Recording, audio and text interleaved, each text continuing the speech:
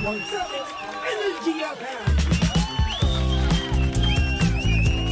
Same, pero iba. 106.7 Energy FM Pangga.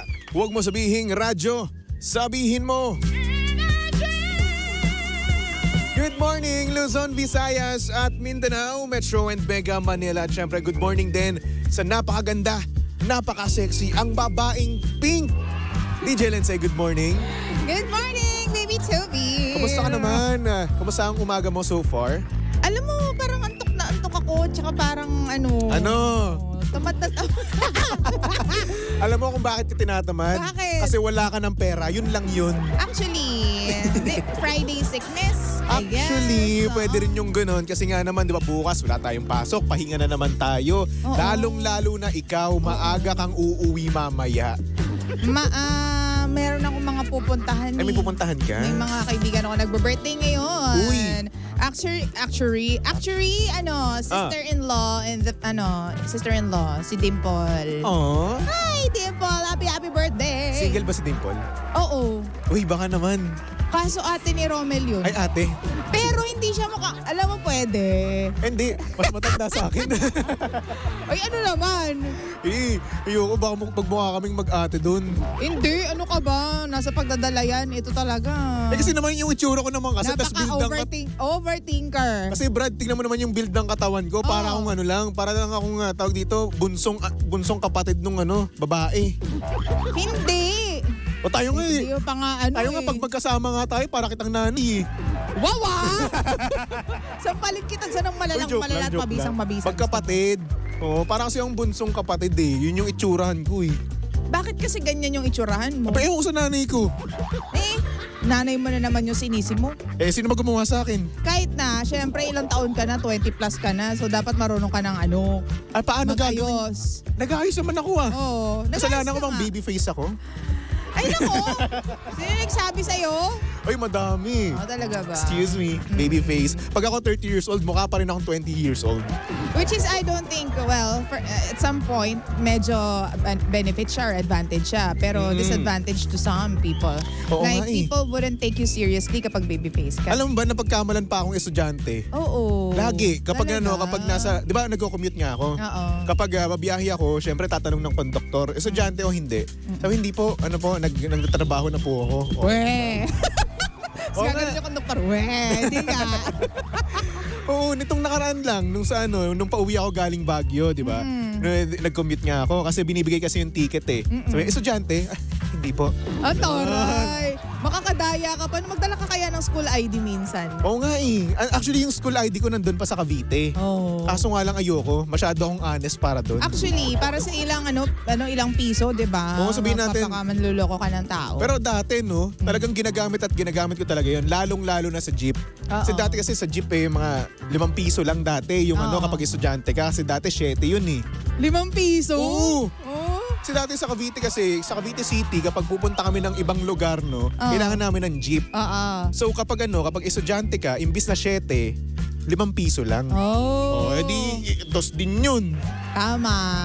Diba? In fairness naman, tama. Nakakatipid ka pa rin nun kasi bilang estudyante, talaga nga namang yung DOS, pwede mo nang dalhin yan kahit saan Pang photocopy na yan. Photocopy yan. Lalong-lalo na sa amin, handouts. Ay, naku, pang photocopy yun. At saka yung pambili ng blue book yan. May blue book ba kayo? Hindi, yung ina-exam. Ina-exam, okay. Sige. Kasi sa Cavite City, sa Basti kasi basta yun. Ano yun? Wala. Ba't ka natatawa? Tas wala? Hindi, inside joke lang ng mga taga-Baste. Okay. Sa UE kasi, may blue book kaming tinatawag. Meron din yung blue book. Talaga ba? Yun yung nilalagyan ng mga sagot kapag mag-e-exam kami. Blue book din yun, pero nga lang, may another meaning pa yung blue book sa amin. Sa school ninyo. Okay. Shoutout sa mga taga-Basti dyan, alam nyo na yan. Alam niyo yan. Okay. Ay nako, DJ Lensay, balak mo bukas? Magpapahinga, tsaka pupunta ulit sa birthday. Birthday ng kapatid Ang dami ko mong bukas. ganap. Oo. Tapos ako parang tamad at lamyang-lamya ako. Bakit? Hindi ko alam. Kulang sa tulog siguro. Ay, excuse me, ako buong 8 hours. Yung taray, kaya pala ganyan ang energy mo. Of course naman. Siyempre, talagang i-compute ko talaga yun. Natulog ako around siguro 7 2:20, mga ganun, nakatulog ako. Sarap naman nun. Ang sarap po. Tapos nagising ako mga 3. Saya. Diba? Ako natulog ako magta-12 na. Tapos nagising ako ng 4:30. Bakit ka 12 kasi natulog? Nanonood Anong trip kasi mo? ako ng mga Kasalanan mo naman pala scriptures kasi. Na-entertain ako kapag kapag natututo ako yung mga word of God, ganyan. Lord, sorry na. Ang bait mo naman doon. Hindi totoo yan. Yun nga lang, minsan sobrang natutuwa ako kung ano napapanood ko na hindi ko na namamalayan yung oras. Actually, ganoon naman talaga no? Kapag gusto mong mabagal yung oras, talagang napakabilis ng oras. Doon mabilis ang oras talaga. Totoo. Kapag may napapanood ka, kapag entertain ka sa pinapanood mo, makikita mo na lang, ay 12:00 na pala. Yun nga. Tapos diba yung mga sa babae, ang hilig natin manood ng mga naglilinis ng mga lababo, yung mga ganyan. Ganun pinapanood nyo? Yung decluttering, ganyan. Sa akin, ingrown, ganun. Talagang ingrown yung mobile. Minsan ganyan din. Tapos yung pinapalitan ng sapatos ng kabayo, alam mo yun? Ay, hindi. Yung pinapanood ko yun, meron, no? Oh. Kasi ang satisfying kasi nung tunog nung pagtatanggal ng mga kalyo ng kabayo. Oo nga, di ba? Grabe yung trip mo Tapos minsan pinapanood ko rin yung ngayon lately pinapanood ko rin yung nagtitinda ng patatas. Wala lang, parang gusto kong tikman, ganun. So yun nga, magkakaiba talaga ng trip no? Yung paglilinis ng bahay, yung pagde-declutter ng mga loob ng bag, ng babae. Tama ka yan. Ang problema lang dyan, Baby Tobes, pagkatapos ko manood doon, diretso agad ako sa online stores. Ako, papatay tayo dyan. Ano kaya yun? Nasaan na kaya yung mga ginamit niya? Ayan. So, wala. Gastos. Alam mo, ito lang, it's a good thing lang na kapag nagka-jowa ko, wala siyang poproblemahin sa TikTok ko Dahil? Kasi puro ganun yung mga pinapanood ko Oo. Puro mga kawirdohan. Kung hindi man kawirdohan, puro Spider-Man. Yun lang. Nga. Basketball, feeling ko. Basketball, meron din. Oo. Diba? Napaka-safe talaga sa akin, no? Hindi ako nanonood ng mga sexy. Yak, you. Kasi, incognito. Oy, walang incognito sa Oy, walang ganun sa TikTok. Hindi, hindi sa ibang platform, sa browser. Oy, hindi. Tigilan mo ako, Baby Toby. Hindi ako ganun, oy. Tigilan mo ako. I'm a changed man. Ito pa mga ugali ng mga lalaki, pagkatapos manood ng kung ano-ano yung ganun. browser. Teka lang, wait ako muna. Pagkatapos manood sa mga browser, i-delete lahat ng tabs para walang makikita. Alam mo kung sa iba ganyan sila, pero ibahin mo si Baby Toby. Asus! Hindi ganyan si Baby Toby. Hindi na ganyan. Ay nako. Diba? I'm a changed man, no? Nabago siya, Oy, kahit pumunta ka pa dito sa utak ko, wala nang ganun. Oo. Kahit sa kasulok-sulukan? Wala talaga. May konti, feeling ko. Wala. Sus! Ay, mamatay man. Okay, sige. Namatay bigla. Nakakaloka. Pero yun na nga, ako naman bukas, ang gagawin ko naman. Hindi na nga. Ano ba since nasa Cavite naman ako, di ba? So wala, mag-Valorant lang ako. Papahinga ka lang talaga? Oo, yun lang talaga. Kasi wala rin naman akong gagawin. Tapos di rin naman ako aalis kasi wala rin naman akong pera. Diba? Yung sahod kasi natin, next Friday pa. Oo. Ano pa yung choice ko kung hindi magtigil na lang sa bahay? Hindi. Alam mo, kailangan mo rin magpahinga kasi ang tagal ng oras na ginugugol mo sa work Diba? Ang tagal mo dito, tapos kung anong ine-edit mo. Alam mo, mas mas okay yan kapag may lumalandi sa'yo pagka-uwi mo. Alam mo, ikaw, love life is life talaga, no? Di naman. Ligawan niyo na nga tong si Toby. Di naman, mas maganda lang talaga kapag may nag-aalala sa'yo, di ba? Kapag may mag-aalaga. Yung tipong magre-remind sa'yo na, uy, magpahinga ka naman ha, alam kong pagod na pagod ka. Di ba? Mas masarap sa feeling yung ganun. Oo. Di mo ba kayang sabihan yung sarili mo ng ganyan? Mas masarap kapag galing sa kanya. Wala nga siyang pakialam sa'yo. Bakit ba? Sorry na. Ano ba problema mo? Hindi, wala. Sinabi ko lang na hindi lahat ng gusto natin nakukuha natin. Okay, sige. Pero minsan kasi pinaghihintay lang tayo. Kasi pag nakuha natin yon sa tamang panahon, talagang napakasarap. Ganon ang pakiramdam. Okay. Diba? Hindi nga totoo. Masarap nga naman talaga. Diba? Pero alam mo, Toby, may sasabihin ako sa'yo. Ano yun? Minsan, yung rejection ng isang tao is redirection. Ba't nasa rejection naman tayo? Parang layo naman nung nagpapahinga sa rejection. Bakit naman ganun? Hindi.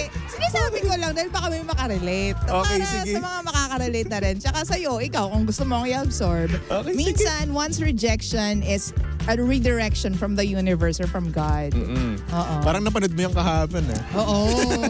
Siyempre, yan yung mga sinasa puso ko tsaka sinasa isip ko Parang talagang sinave mo yan sa TikTok mo para sabihin sa akin Buti ko nang isi-send sa'yo Salamat Oo. Ay nako. Ay, wala naman tayong magagawa. Ganyan talaga. That's part of life, no? Balikan ko lang din sinabi niya, rejection. Siguro, yung rejection sa iba is a yes sa iba, no? Kaya naman, kung ikaw ay na-reject ngayon, panggano, okay lang yan. Marami pang mga tao dyan, marami pang mag-yes sa'yo. True. Siguro mas better pa, di ba? Kaysa dun sa nan-reject sa'yo. Oo, tama. Or baka naman, yung rejection na yan is in the future approval, di ba? Ng ibang tao. Malay mo, same tao din. Pero kasi may kasabihan na Baby Tobes, never go back to that one person who broke you. Or who broke your heart. So, sa'yo, it doesn't apply. Wala kang pakialam sa ganun. Wala. Kahit ma-break niya yung heart mo ngayon, sa susunod, babalikan mo pa rin yun. Kung meant to be kayo, nandurog sa puso mo. Kung meant to be kayo, meant to be. Kayo talaga. Doon ako naniniwala. Ba't kanya itataboy kung kayo talaga? Siguro hindi pa ito yung perfect timing. Pwede rin naman. Diba? Kasi what if hindi pa siya ready at hindi ka pa rin ready? Siya lang nakakaalam niyan. Si Lord. Diba? Fairness sa'yo Nilaban ka. So, asa ka pa rin. Saan? Maniniwala ka pa rin. I believe in God. Hindi. Doon sa idea na baka ngayon hindi pa kami okay pero sa mga susunod na Alam mo kasi naniniwala ko, pag may chemistry kayo, ang kailangan nyo lang is timing. But again, timing is a bitch. Hoy! Beach, dagat. Oo. So, di ba? Ganun lang yun. Kaya nga. Yun ang mga prinsipyo dapat natin. Yan yung mga prinsipyo ng mga lalaking nasasaktan ng malala. Oo. Siyempre, nagmahal lang naman kami mga lalaki. Babaeng nasasaktan ng malala. Talaga ba? Oo. Parang hindi naman kayo nasasaktan. You only live once. You only live once. Parang mga babae kasi parang napakadali ng buhay nyo sa pagdating sa love life. Wow. O bakit? Akala nyo lang yun. O bakit? Kasi nga naman, kayo kasi may naghahabol sa inyong lalaki. Kayo kasi hindi kayo naghahabol. Ganun. Sino nagsabi sa iyo hindi kami naghahabol? Ang problema nga sa inyo mga lalaki, ang galing ninyo manghabol sa umpisa pero pag nakuha nyo na kami, nag-yes na kami sa inyo, pahirapan na ngayon, may mga attitude na kayo. Dati-rati naghahatid kayo, ngayon hindi na. Dati-rati linggo-linggo may paandar kayo na kung ano mang gifts manlilibre tapos kapag tumagal na, wala na. Dati may effort, ngayon wala na. Dati may sobrang lambing, may pag-hug pa from the back, ngayon wala na pag matagal na. Kayo nga itong mga Matapos ka na? Hindi pa, marami pa. Gusto mo ituloy ko pa? Gusto mo pa ituloy ko pa? Gusto mo, napatameme na lang ako dito. Di ba totoo naman? Parang na kasing Armalite Di ba? Totoo naman, ganyan naman talaga kayo mga lalaki. Sige na, hindi na ako makikipagtalo sa'yo. Lagi naman kasi yung tamang mga babae kayo. Lagi diba? kaming Lagi, sige na, wag ka na mag-explain. Tama na kayo, Thank you. I concede. Concede defeat na ako. Sige na, okay na tayo. Tama, okay. Ano ba problema nung may color ka ba kanina? Wala nga Mga sila Mga natatakot na sila mag-share sa'yo. Mga takot mag-confess Oo. Diba? Anyway mga panggayan, susunod na ang napakaganda, napaka-sexy DJ Lindsay para sa programang Lihim ng Liham. And of course, nakasama mo at nakalandian ang hot baby boy ng radyo. Walang iba kundi si Baby Toby. And of course, si Baby Toby ay pwedeng nyong stalk sa lahat ng kanyang social media accounts. Hanapin nyo lang Baby Toby 1067. Alright? Wait, Wait. Diba yung pag nag-catcall, yung pagsipol. Paano ako ba sumipol? Dati marunong ngayon hindi na. Yan. Nice one. Mapangga, tumutok lang dito sa number 106.7 Energy FM Pangga. Wag mo sabihing radyo, sabihin mo.